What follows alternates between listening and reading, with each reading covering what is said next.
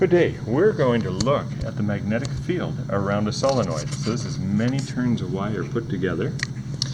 And you can see I'm going to have the current starting at this end, and it's going to come out at this end and come back. So those are the connections.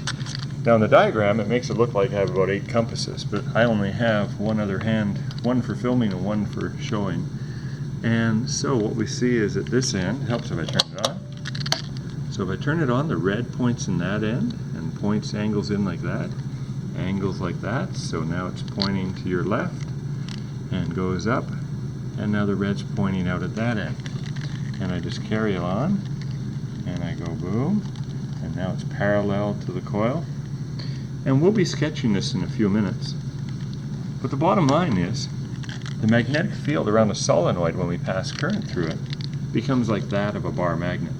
Except I can turn this thing on and off. So there's a red end pointing in at that end and out at that end. Now what I'm going to do is I'm going to reverse the connection. So I'll turn this off and I'll fluff these around, and that goes there. And as you've seen before, when I reverse, oh, helps turn it on again.